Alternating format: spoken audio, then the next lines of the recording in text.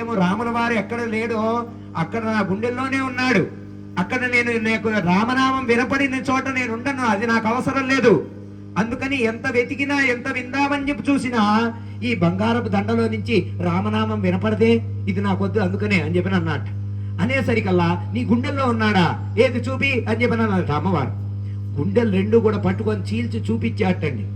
అప్పుడు రాముల వారు సీతామ్మవారు లక్ష్మణ స్వామి ఎక్కడో లేరట, తన గుండెల్లో ఉన్నారట.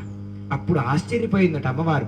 ఒరే నాయనా, ఇది నిన్ను పరీక్ష పెట్టడానికే నీతో ఇంత కోపంగా మాట్లాడింది, నీ ఎందు నిజంగా నా కోపం లేదు నాయనా అని చెప్పి అమ్మవారు అన్నదట. ఎంతో మంది ముందుకు పోతుంటే పసిపిల్లల్ని వేసుకొని వెళ్ళిపోతున్నారట. మీరేంటంటే చూడటానికి వచ్చారా, మీరు కూడా స్వయంవరంలో పాల్గొనడానికి వచ్చారా అని చెప్పి అందరు ఏతాళి చేసేవాళ్ళు, మీ వల్ల ఏమవుతుందనేవాళ్ళు. ఇక ఇంతమంది ఉంటేనటండి మీరేం మాట్లాడటం లేదు, పిల్లలు దేనికైనా నవ్వే సమాధానం. చూసారా అండి, నవ్వుతూనే చిరుమందహాసం చేస్తూ వీళ్ళకి అతిథి గృహం ఇచ్చారట. ఆ అతిథి గృహంలో ఉన్నారట. రేపు ఉదయం 9:30కి స్వయంవరం అందరు రాండి అని చెప్పి చాటింపు వేయించారట ఆ యొక్క జనక మహారాజు గారికి. సభలో ఇట్లానే మనం ఎట్లా అయితే ప్రేక్షకుల వలె కూర్చొని ఉన్నామో, అందరూ దాంట్లో పాల్గొనడానికి వచ్చిన మా మహనీయులందరూ కూడా ఏమండి వింటున్నారా? ఎవరు వింటల్లా, మీ పనులలో మీరున్నారు, మాట్లాడుకుంటున్నారు. అర్థమైందా అండి? వినాలి అని చెప్పి అన్నారు. మన పని మనం చేసుకుంటూనే ఈ మాట, ఈ యొక్క దేవుడు యొక్క లీలని అంతా కూడా వింటూ ఉన్నారన్నమాట. అయితే వచ్చారటండి, వచ్చి అందరూ కూర్చున్నారు. అందరు వెనకాల స్థానంలో కూర్చొని ఉన్నారట. మన వల్ల కాదులే అన్నట్టుగా రాముల వారు అంటే వినయానికి సంకేతం. అమ్మ అన్ని మాకే తెలుసు, మేమే గొప్పదనం, ఇంత తెలిస్తే మాకెంతో తెలుసు అనుకునే వాళ్ళు ఉన్నారు ఈ రోజుల్లో. చూడండి, స్వామి వారు ఏమనుకున్నారు, మన వల్ల కాదులే అని చెప్పిన వెనకాల గురువు గారు ఎట్లా చెప్తే అట్లా విందాం, ఆయన మనకేం చెప్పలేదు కదా, దాంట్లో పాల్గొంటారా అని చెప్పినని అందువల్ల వెనక్కున్నారటండి. వెనక్కుండేసరికల్లా అమ్మవారికి ఎన్నేళ్ళో తెలుసా అండి? అష్టవర్ష భవేత్ కన్య, 8 సంవత్సరాలేనట. అష్టవర్ష భవేత్ కన్య పుత్రవత్ పాలికామయ. ఈయనకు 12 ఏళ్ళు, ఆమెకి 8 ఏళ్ళు. అయితే ఆయనకి చెప్పాటండి సభలో వాళ్ళందరూ ఉంటే, అయ్యా ఈ సభ స్వయంవరం అని చెప్పి అన్నారు. అసలు ఎందు నిమిత్తం పెట్టానో తెలుసా? మా పూర్వీకులు చాలా మంది యజ్ఞం చేసినటువంటి పుణ్య ఫలితం చేత శివుడు కల్పించి మాకు ఒక ధనస్సునిచ్చాడు. ఆ ధనస్సు ఇప్పటిదాకా మా ఇంట్లో వాళ్ళు ఒక 100 మంది కలిసినా మేమెవరం కదిలించలేకపోయాం. అంత బల సంపన్నులు ఎవరూ లేరు. సాక్షాత్తు అది ఎత్తగలిగిన వాడు ఎవరు అంటే శివుడితో సమానమైనటువంటి శక్తి కలిగిన వాడై ఉండాలి, కేశవుడై ఉండాలి. అది దాంట్లో ఒకటే అర్థమమ్మా. ఎవరై ఉండాలి? కేశవుడు అంటే రాముల వారు శ్రీ మహావిష్ణువు అంశతో పుట్టిన వాడై ఉండాలి. అది ఎవరు ఎత్తలేరు సామాన్యంగా అని చెప్పిన అన్నారటండి. మరి మీ పిల్ల ఎత్తగలదా అని చెప్పిన అన్నారట అందరూ. మరి సభలో ఉన్న వాళ్ళు ఈయనకన్నా పెద్ద పెద్ద మహారాజులు, మీ అమ్మాయి ఎత్తగలదా మరి అని చెప్పిన అన్నారు. అయ్యా మా పిల్ల చిన్నతనంలో 3వ ఏట పాలు పడితే అది పక్కకు తీసుకో దాని కిందకు పోయింది. 100 మంది ఇప్పుడు ఎక్కడ వస్తారో నాయన అని చెప్పి మేము అనుకుంటూ ఉంటే ఆ అమ్మాయి పక్కకి ఎడమ చేత్తో పక్కకని ఆ బాల్ తెచ్చుకున్నదండి. అంత బలం చిన్నప్పుడే 3వ ఏటనే నేను ఆ పిల్ల బలాన్ని చూసి నేను ఆశ్చర్యపోయా. ఈ పిల్ల సామాన్యమైనటువంటి మానవ స్త్రీ కాదు, దేవకన్య అని చెప్పి నాకు అప్పుడే 3వ ఏటే అర్థమైపోయింది. అందువల్ల మా అమ్మాయి ఎవరో కాదయ్యా, లక్ష్మీదేవి. అందువల్ల ఇది ఎత్తడానికి రాముల వారు మరి విష్ణుమూర్తి అంశ ఎవరు వచ్చారో మరి మరి మరి మీ బలాన్ని ప్రదర్శించుకోండి అయ్యా అని చెప్పని అన్నారు. వస్తున్నారంటే వెయిట్ లిఫ్టింగ్ చేయడానికి వస్తుంటే ఎవరు వచ్చినా మేము ఇదిగో ఎడమ చేత్తో తీసి పక్కన పెడతామంటున్నారు, ఒకేళ్ళతో లేపుతామంటున్నారు, మా 2 ఏళ్ళు చాలంటున్నారు, మా కళ్ళు చూస్తేనే లేస్తాయి అంటున్నారు. ఎంతమంది ఎన్ని మాటలని ఓడిపోయి పక్కకు పోయి కూర్చుంటున్నారట. విశ్వామిత్రుల వారు అన్నారట, ఇంకా ఈ సభలో ఇంకెంతకన్నా గొప్పవాళ్ళు ఎవరు లేరా అండి అని చెప్పిన అన్నారట. అనేసరికల్లా విశ్వామిత్రుల వాళ్ళు ఈ పిల్లల్ని చూశాటండి. ఈ పిల్లలేమో అసలు బక్క చిక్కిపోయి ఉన్నారట. 4 సంవత్సరాల నుంచి అన్నం పెట్టకైనా ఎండల్లో తిప్పి అడవులెమ్మడి పట్టించి ఏమంటే ఎట్లా ఉన్నారు, బలహీనంగా ఉన్నట్టుగా ఉన్నారటండి. చూడటానికి మానసికంగా చాలా దృఢంగా ఉన్నారట. అయితే వెంబడే విశ్వామిత్రుల వారు అన్నారట, రామా ఆ సంగతి ఏదో చూసిరాపోయా అని చెప్పిన అన్నాడు. గురుగారు నా వల్ల ఎక్కడైతుందండి అని అల్లా, నా జాత కాదండి నేను పోనని అనలేదు, అది స్వయంవరంగా పెళ్లి అంటున్నారు, ఇప్పుడే నాకు పెళ్లి ఎందుకు మా నాన్న చెప్పలేదే అని చెప్పిన అల్లా. 2వ మాట లేదటండి. ఇక సరే గురుగారు అన్నట్టు తక్షణం యొక్క ఉత్తర్యాన్ని సరి చేసుకున్నట్ట పోయాటండి. ఎడమ చేత్తో పట్టుకొని లేపేటండి పైకి. సభలో ఉన్న వాళ్ళందరూ ముక్కు మీద వేలేసుకొని చూస్తూ ఉన్నారు. ఎవర్రా ఈ పిల్లవాడు బక్కచిక్కిపోయి ఉన్నటువంటి పిల్లవాడు 12 ఏళ్ళు కూడా లేవు, మనమేమో చక్రవర్తులం మహారాజు గారులు, మనకు జాతకాన్ని ఎడవ చేత్తో పైకెత్తాడా అని అన్నాడు. విశ్వామిత్రుల వారి వైపు చూశాట, ఎత్తి అమాంతం రాముల వారు ఎత్తి, గురుగారు ఎత్తేసా, మీరు చెప్పారు కదా ఎత్తమన్నారు కదా, ఎత్తా అని చెప్పని అన్నాడు. ఇంకేం చేయాలి అని అంటున్నాడు. ఇంకెవ్వరు ఉన్నారా లేరా అనేది పట్టించుకోవట్లే ఈ పిల్లవాడు, ఒక్కళ్ళే కనపడుతున్నారు. అటువైపు వారేమో స్వామి వారి యొక్క కుడి చేతికి కడతారు, వీరేమో అమ్మవారి యొక్క ఎడమ చేతికి కూడా కట్టబోతూ ఉన్నారు. ఇక అమ్మవారిని స్వామి వారిని చూస్తూ ఈ యొక్క విగ్రహాన్ని కడుతూ ఉంటే ఎంత దివ్యమంగళంగా ఉందో చూడండి. దండం పెట్టుకుంటూ కట్టేసి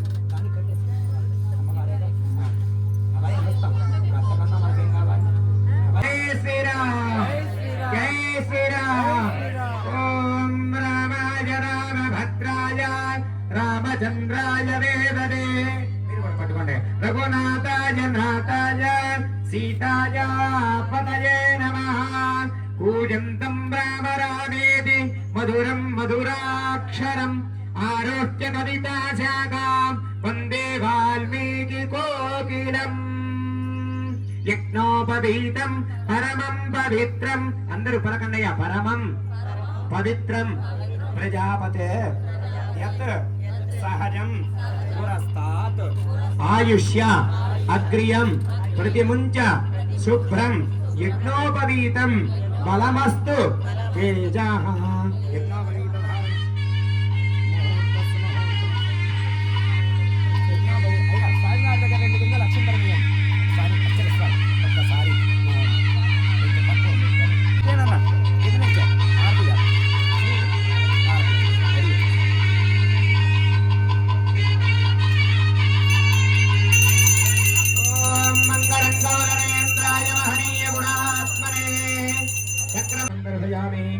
ఆయన కుమారుడు అగ్నివర్ణుడు, ఆయన కుమారుడు శీఘ్రకుడు, ఆయన కుమారుడు మరుగు, ఆయన కుమారుడు ప్రశిష్టుకుడు, ఆయన కుమారుడు అంబరీష మహారాజు, ఆయన కుమారుడు నహిషుకుడు, ఆయన కుమారుడు యయాతి, ఆయన కుమారుడు నాభాగుడు, ఆయన కుమారుడు అజు మహారాజు, ఆయన కుమారుడు దశరథ మహారాజు గారు, ఆయన కుమారులు నలుగురు. ఎవరండి? రామ లక్ష్మణ భరత శత్రుఘ్న. అబ్బా, ఇంత ఉందండి ఆయన వంశం. ఏదో కొద్ది వంశం కాదు, దాన్ని ఏమన్నారు? రఘువంశం అని చెప్పనన్నారు. సూర్యవంశం వాళ్ళది, అమ్మవారిదేమో చంద్రవంశం. వారి యొక్క గోత్ర ప్రవర్లు ఉంటాయటండి. అది అమ్మవారి మరి స్వామివారి చెప్పాము, మరి అమ్మవారికో చెప్పాలి. వాళ్ళ పేర్లు ఏంటండి అని చెప్పి నన్నంటే వాళ్ళ పేర్లు కూడా చెప్పాలి కదా. చెప్తున్నాను, అందరు వినాలి. జనక మహారాజు గారి యొక్క పూర్వీకులని పేర్లన్నీ చెప్తున్నాను. నిమి చక్రవర్తి కుమారుడు మిథి చక్రవర్తి, ఉదావసుడు, నందివర్ధనుడు, సుకేతువు, ఆయన కుమారుడు దేవరాతుడు, ఆయన కుమారుడు బృహత్తత్తుడు. ఈయనకి ఇద్దరట, శూరుడు మహావీరుడు, ఆయన కుమారుడు సుధృతి, ఆయన కుమారుడు దృష్టకేతువు, ఆయన కుమారుడు హరియశూరుడు, మరుడు, ప్రతిధ్వంకుడు, కీర్తిరతుడు, దేవమీదుడు, విభుదుడు, మహీద్రుకుడు, కీర్తిరాతుడు, మహోరాముడు, స్వర్ణరోముడు, ఆయన కుమారుడు హ్రస్వరోముడు. ఆయనకి ఇద్దరు, జనక మహారాజు కుశధ్వజుడు అని చెప్పి ఇద్దరు అన్నదమ్ములట వాళ్ళిద్దరు. అర్థమైందా అండి? ఆ యొక్క జనక మహారాజు గారి యొక్క కుమార్తె సీత అనేటువంటి ఆమె, ఊర్మిళ అనేటువంటి ఆమె. అర్థమైందా అండి? వీళ్ళిద్దరినీ రామలక్ష్మణులకి ఇచ్చి వివాహం చేశారు. సొంత అక్క చెల్లెల్ని సొంత అన్నదమ్ములకి ఇచ్చి వివాహం చేశారట. అర్థమైందా అండి? ఇంకెక్కడా జరగదు లోకంలో. అట్లా ఉండదయ్యా అన్నారు, ఎక్కడో తప్పితే. అర్థమైందా అండి? అట్లా కుశధ్వజ మహారాజు గారికి ఇద్దరు కుమార్తెలు. ఆమె పేర్లే మాండవి, శృతకీర్తి అని అన్నారు. వాళ్ళిద్దరిని భరత శత్రుఘ్నులకు ఇచ్చారు. అర్థమైందండి?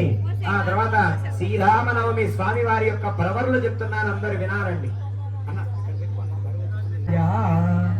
ఆ వరుడు ఎటువంటి వాడయ్యా అని చెప్పంటే గరుడ వాహనం అట. మనకుంటాయండి చతుశ్చక్రాలు ఉన్నాయి, కార్లు. ఆ యొక్క మనకేముంటాయి ద్విచక్రాలు అన్న వాహనాలు, సైకిళ్ళు, మోటార్ సైకిళ్ళు ఇటువంటివి ఉన్నాయి కదా మనకి. అట్లానే స్వామి వారికి గరుత్మంతుడు అనే వాహనం ఉందటండి. ఆ వాహనం ఎక్కి ఉంటాడు. లక్ష్మీ సమేత, డబ్బుల కోసం జేబులో చేయి పెట్టుకోవాల్సిన పనే లేదు. ఏమా అని చెప్పి లక్ష్మీదేవి అంటే చాలట, ఇక చేతిలోంచి ఆమె కురిపిస్తూ ఉంటుంది. ధన కనక వస్తు వాహనాలన్నీ కూడా ప్రదాత. అర్థమైందా అండి? ఇక వాహనంగా ఉన్నాడు, పడుకోవడానికి డల్ల పరుపులాగా ఆదిశేషుడని 1000 పడగలు నాగు పట్టి ఉన్నట్టు పడగలు పట్టి చుట్టుకొని ఉంటే ఆ పడగలో పడుకొని ఉన్నట్టండి. ఆయన పేరే ఈ యొక్క వంశలో ఎట్లా పుట్టాడినా సాక్షాత్ రామచంద్ర స్వామినే వరాజ. రామచంద్రుడు అనే పేరుతో పుట్టాట. ఆయనే ఈ రోజున మనకి సినిమా హీరో గారు. అర్థమైందా అండి? వరుడు అన్నమాట ఆయన. మరి అమ్మవారి పేరు చెప్తున్నామండి, వాళ్ళ ప్రవరులు చెప్తున్నామండి. ఇక మీరు అవి శ్రద్ధగా వింటూ ఉండాలి. ఇప్పుడు ఏ విధంగా శ్రద్ధగా విన్నారో అట్లానే వింటూ ఉండాలి. చతుస్సాగర పర్యంతం గో బ్రాహ్మణేభ్యో శుభం భవతు. ఆంగీరస అజాశ్చ గౌతమ త్రయారుషేజ ప్రవరాన్విత గౌతమ సగోత్రోద్భవీ స్వర్ణలోమ మహారాజ వర్మణోన్నప్రీ. చతుస్సాగర పర్యంతం గో బ్రాహ్మణేభ్యో శుభం భవతు. ఆంగీరస అజాశ్చ గౌతమ త్రయారుషేజ ప్రవరాన్విత గౌతమ సగోత్రోద్భవజ ఓం హ్రస్వలోమ మహారాజ వర్మణ పౌత్రీ. చతుస్సాగర పర్యంతం గో బ్రాహ్మణేభ్యో శుభం భవతు. ఆంగీరస గౌతమ త్రయారుషేజ ప్రవరాన్విత గౌతమ సగోత్రోద్భవజ సాక్షాత్ జనక మహారాజ వర్మణ పుత్రీ. చతుస్సాగర పర్యంతం గో బ్రాహ్మణేభ్యో శుభం భవతు. ఆంగీరస అజాశ్చ గౌతమ త్రయారుషేజ ప్రవరాన్విత గౌతమ సగోత్రోద్భవీ. అందరూ పలకండి. చతుర్దశ ఉపనాదీశ్వరి తత్వస్వరూపిణి అఖిలాండ కోటి బ్రహ్మాండ నాయకి సాక్షాత్ చంద్రవంశ ప్రదీపికా సాక్షాత్ లక్ష్మీనామ్ని సీతానామ్ని స్వరూపిణి ఇమాం కన్యాం. అది కన్యాదానం అంటే ఇదటండి. ప్రవర్లు చెప్పాలట.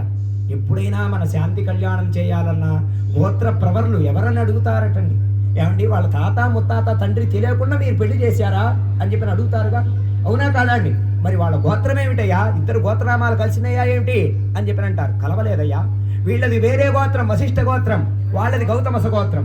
వాళ్ళ ఋషులు వేరు, వీళ్ళ ఋషులు వేరు. వాళ్ళ వంశం రఘువంశం, వీళ్ళ వంశం చంద్రవంశం. వాళ్ళ తండ్రులు వాళ్ళ తాతలు వాళ్ళ ముత్తాతలు పేర్లు వీళ్ళకి ఎక్కడా కలవలేదు. అందువల్ల వీళ్ళకి సమ్మతమే ఈ వివాహం చెయ్యడం అని చెప్పని ఎవరు చెప్పారో తెలుసా అండి? గౌతముడు ఒకవైపు, వశిష్ఠుల వారు ఒకవైపు ఉండి ఈ వివాహ యాజ్ఞికాన్ని నడిపించారట. మాలాగా ఇద్దరు బ్రాహ్మణులు మేము ఎట్లయితే ఉన్నామండి, అక్కడ కూడా ఇద్దరు బ్రాహ్మణులు నడిపించారు. 7 ఋషులు ఉన్నారటండి. ఆ 7 ఋషుల సమక్షంలో ఈ యొక్క వైదిక క్రతువుని శాంతి కళ్యాణాన్ని నిర్వహిస్తూ బ్రహ్మాండంగా చెప్తూ కన్యాదానం చేయించారట. జనక మహారాజు గారి చేతుల మీదుగా స్వామివారి యొక్క పాదాలు కడిగి ధర్మేచ పలకండి, మరి ఒక్కసారి పలకండి. ధర్మేచ అర్ధేచ కామేచ వయైష నాతి చరితవ్య దేవస్య నాతి చరామి. కన్యాదానం చెప్పండి. కన్యాదానం తుభ్యమహం సంప్రదదే నమమ.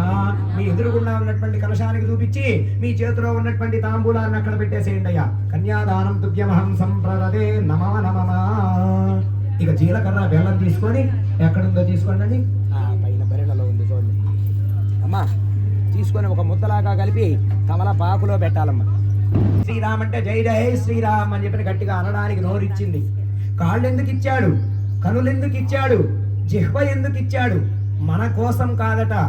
మనమేదో ఈ యొక్క పుట్టినటువంటి దేహాన్ని ఆ యొక్క చాలా భోగభాగ్యాదులతో ఈ యొక్క అన్వయం చేసుకోవడానికి కాదయ్యాలన్నారు.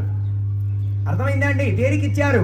ఈ యొక్క పూజ చేస్తూ ఉంటే మనం నోటితో మాట చెప్తూ ఆ యొక్క ఆనందంతో వశులమైపోయి మన మనస్సంతా లగ్నం అక్కడ చేసి మన సావాచ కర్మణ అని చెప్పి అన్నారు. అక్కడ నిలిపి ఈ యొక్క ఘట్టాన్ని చూస్తూ మనం పొంగిపోతాబ్బ. జన్మలో మనం భద్రాచలంలో కూర్చొని ఉన్నా ఇంత ఘనంగా మనం చేయలేమేమోరా అని చెప్పినన్న మనస్సుతో మనం ఏమండి ఎట్లా ఉండాలి? వైకుంఠంలో జరుగుతున్నటువంటి రామ కళ్యాణాన్ని మనం ఇక్కడ చేసుకుంటున్నట్టుగా ఉండాలి. ఆ యొక్క అంత ఆనందంతో చేసేటువంటి కళ్యాణం అటండి. అర్థమైందా అండి? ఇక చివరి ఘట్టం మనకి ఆ యొక్క అభిజిత్ లగ్నం అని చెప్పినన్నారు. అది ఆ యొక్క ప్రారంభించింది అంత్య సమయంలో ఉంది అన్నమాట. ఇందాకెప్పుడో 12:30కు మొదలవుతుంది, అంత్య సమయంలో ఉంది. ఆ అంత్య సమయంలోని మనం వినియోగించుకుంటూ ఆ యొక్క జీలకర్ర బెల్లాన్ని ఆ యొక్క వధూవరుల శిరసిని క్షిపేత్తనన్నారు. రాముల వారికి సీతామ్మ వారికి కూడా పెట్టడం జరుగుతున్నది. అయ్యా దంపతులు ఇద్దరు లేచి నిలబడండి. ఇవ్వండి అమ్మా. అది అయ్యా మీరు కూడా స్వామి వారికి చూపించి ఈ దంపతులకు ఇవ్వండి. మార్చుకోండి అమ్మా. ఒకళ్ళ చేతిలో నుంచి ఒకళ్ళు మార్చేసుకోండి. మార్చేసుకున్నారా? ఒక్కసారి స్వామి వారికి అమ్మవారికి ఆ యొక్క గుడ జీరకాన్ అన్నారు. గుడము అంటే బెల్లం, జీరకాన్ అంటే జీలకర్ర కలిపినటువంటి మిశ్రమ పదార్థం ముద్దలాగా చేసింది భ్రూమధ్యంలో పెట్టాలట. తల మీద చివరికి పెట్టకూడదు, మధ్యలో పెట్టుకోకూడదు. ఎక్కడ పెట్టాలి అంటే భ్రూమధ్యంలో పెట్టుకోవాలట. ఆ విధంగా ఇప్పుడు ఆ దంపతులు పెడుతూ ఉన్నారు. ఒకళ్ళ చేతిలో ఉన్నటువంటిది ఒకళ్ళకి అమ్మవారికి అయ్యవారికి తాకిచ్చి ఇద్దరు మార్చుకోవడం జరిగిందండి. ఆ యొక్క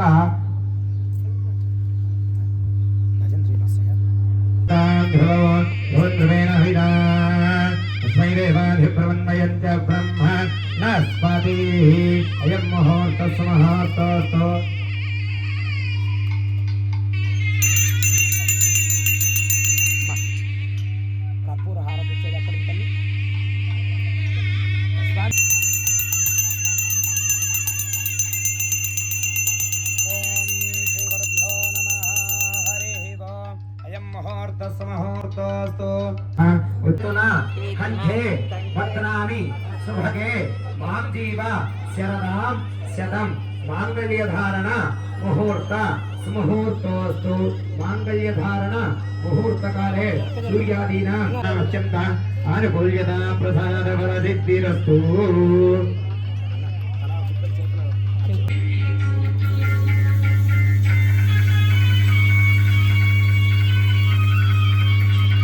దంపతులు కోసి వెనక్కి నిలబడండి. పోయాల్సిన వాళ్ళు ముందుకు